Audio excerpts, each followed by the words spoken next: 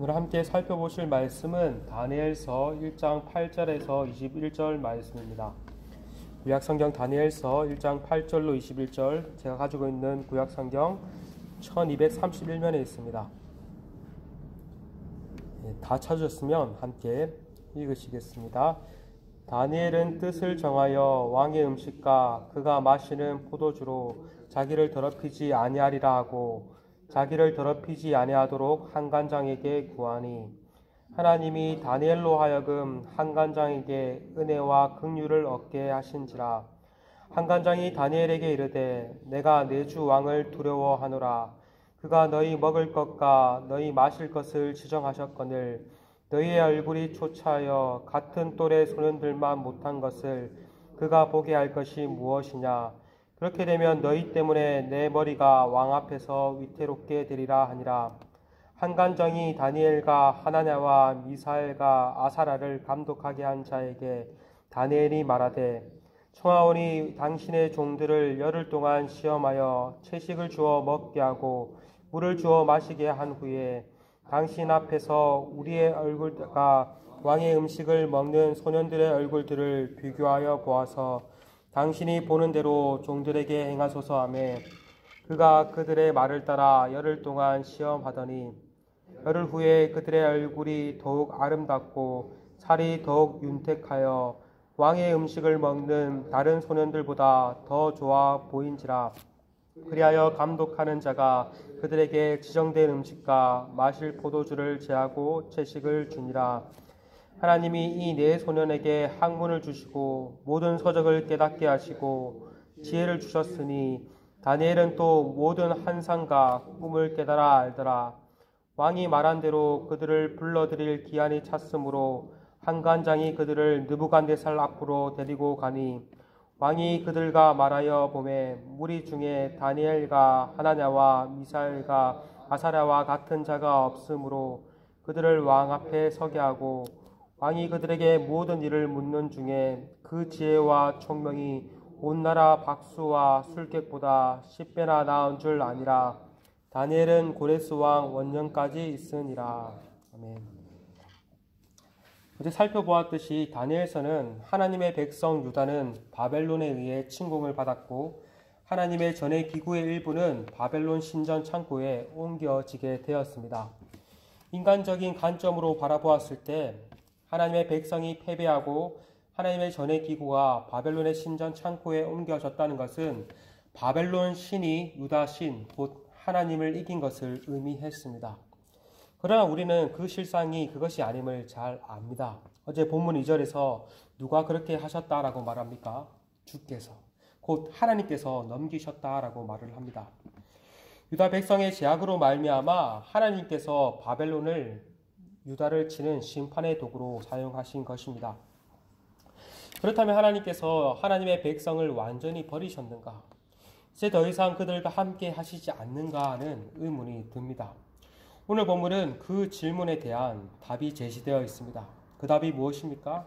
그 답은 하나님께서 여전히 하나님의 백성과 함께 하신다. 하나님께서 여전히 하나님의 백성들 가운데 일하신다는 것입니다.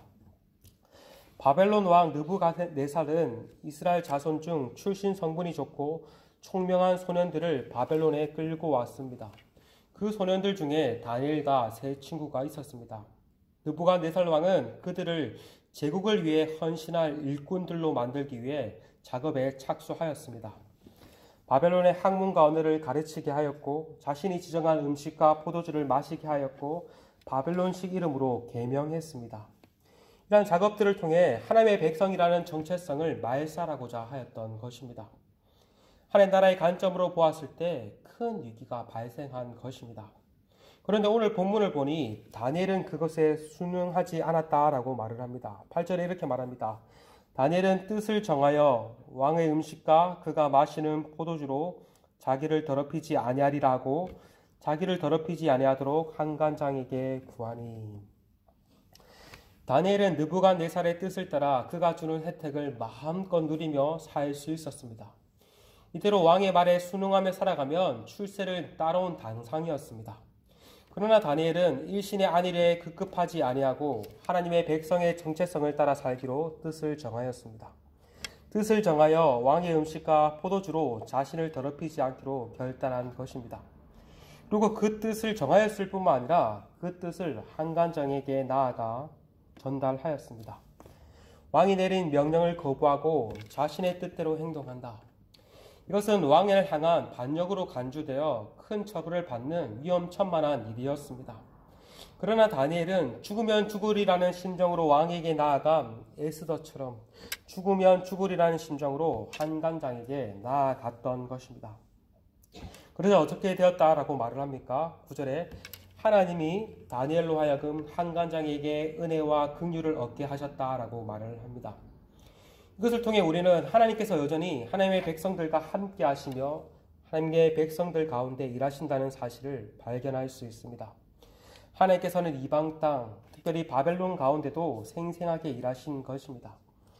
이처럼 하나님은 하나님의 백성들을 끝까지 붙들어 주십니다. 특별히 하나님의 뜻을 따라 살고자 하는 백성들 가운데 크신 은혜와 긍휼을 베풀어 주십니다. 우리는 이러한 사실을 믿음으로 나아가야 합니다. 10절을 보니 다니엘의 요구를 들은 한간장은 다니엘에게 자신은 왕을 두려워한다라고 말을 합니다. 그래서 다니엘의 말을 따라 행동했을 때 자신의 목숨이 위태할 것을 염려하였습니다. 이것을 통해 우리는 다니엘의 두려움의 대상은 하나님이지만 이 한간장의 두려움의 대상은 인간 왕임을 보게 됩니다. 다니엘은 하나님을 두려워했기에 하나님의 뜻을 따르고자 했고 한간장은 왕을 두려워하였기에 왕의 뜻을 거역하는 것을 염려하였던 것입니다. 다니엘은 자신의 요구가 한간장을 위태롭게 만들 수 있다는 사실도 잘 알았습니다. 그래서 일단 열흘 동안만 시험해 볼 것을 제안하였습니다. 자신과 세 친구에게 채식과 물만 주어 마시게 한 후 열흘 뒤 왕의 음식을 먹은 소년들의 얼굴과 비교해 볼 것을 제안합니다. 그런 뒤에 계속하지 말 것을 행하여 달라고 요구했습니다. 다니엘의 제안대로 행한 뒤 열흘이 지났습니다. 어떻게 되었다고 말을 합니까? 15절에 열흘 후에 그들의 얼굴이 더욱 아름답고 살이 더욱 윤택하여 왕의 음식을 먹는 다른 소년들보다 더 좋아 보인지라 라고 말을 합니다. 혹자는 다니엘이 채식주의자의 원조다. 채식을 하였기 때문에 육식을 한 자들보다 더 얼굴이 좋아 보였을 거라고 말을 합니다. 그러나 여러분 그렇지 않습니다. 이 또한 하나님께서 일하신 결과입니다. 하나님께서 다니엘과 세 친구들을 돌보신 것입니다. 뿐만 아니라 하나님께서는 그 소년들에게 학문을 주시고 모든 서적을 깨닫게 하시고 지혜를 주셨습니다. 특별히 다니엘에게는 모든 환상과 꿈을 깨달아 알도록 하셨다라고 말을 합니다. 그리하여 왕이 지정한 3년의 기한이 지나고 그들이 왕 앞에 섰을 때 다니엘과 세 친구와 같은 자가 없었다라고 말을 합니다. 그들의 지혜와 총명이 온 바벨론 제국의 지혜자보다 10배나 더 뛰어났다라고 말을 합니다. 세상 가운데 하나님의 백성이 더 탁월함을 보였던 것입니다. 하나님께서 그들을 더 돋보이도록 만드셨던 것입니다. 이처럼 하나님은 하나님의 뜻을 쫓은 다니엘과 세 친구들 가운데 함께 하시고 일하셨습니다. 하나님의 백성 유다가 망하고 더 이상 하나님은 우리와 함께 하시지 않으신다, 일하지 않으신다라고 생각할 수 있는 그 상황 가운데 속에서도 하나님은 여전히 신실하게 일하셨습니다. 여전히 하나님의 구원 사역들을 신실한 하나님의 사람들을 통해서 일하고 계셨던 것입니다. 물론 다니엘과 세 친구와 같은 승리의 공식은, 성공의 공식은 모든 상황 가운데 모든 경우에 그대로 적용되지 않습니다. 믿음을 따라 살아간 다니엘과 세 친구들을 봐라. 우리도 믿음을 따라 살아가면 이렇게 승리한다. 오늘 본문은 그것을 말을 해주고 있지 않습니다. 우리가 성경 전체를 통해 살펴볼 수 있듯 오히려 많은 경우 믿음을 따라 살아가다가 큰 환난을 당하고 핍박을 당하고 심지어 죽음을 당할 수도 있습니다. 그러나 그들은 이러한 믿음을 따라 살아가는 길이 옳은 길이기에, 믿음을 따라 살아가는 것이 참 생명의 길이요 의의 길이기에 그 믿음의 길을 묵묵하게 걸어갔던 것입니다. 이후에 다니엘의 세 친구의 고백을 통해서도 우리는 이것을 잘 알 수 있습니다.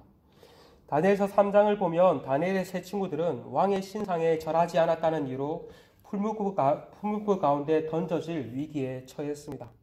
그런데 그때 그들은 하나님께서 자신과 함께 하신다면 자신들을 그 풀무불 가운데도 하나님께서 건져내실 것이라고 고백합니다. 그러나 그 고백과 동시에 하나님께서 그렇게 하지 않으실지라도 끝까지 믿음을 따라 살 것을 고백하였습니다. 어떠한 상황 가운데 끝까지 하나님을 신뢰하겠다는 고백이죠. 어떠한 상황 가운데 끝까지 믿음을 따라 살아가겠다는 고백이지요.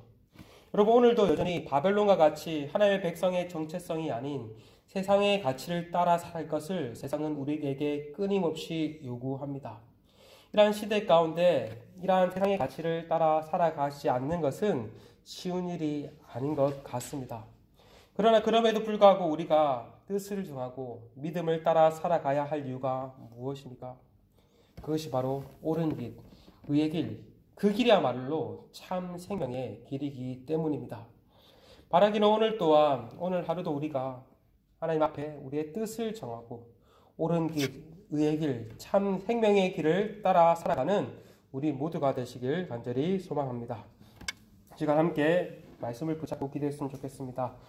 오늘 하루도 하나님께서 우리를 부르신 각자의 삶의 자리에서 하나님의 뜻을 쫓아 살아갈 수 있는 하루가 될 수 있기를 은혜를 허락해 달라고 기도하며 나아갔으면 좋겠습니다.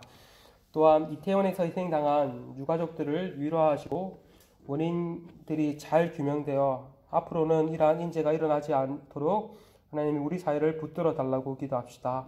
또한 오늘 수요 예배가 있는 날입니다. 오늘 또 함께 모이기를 힘쓰며 또 수요 예배 가운데 크신 은혜를 허락해 달라고 시간 함께 기도하시며 나아가시겠습니다. 함께 기도하시겠습니다.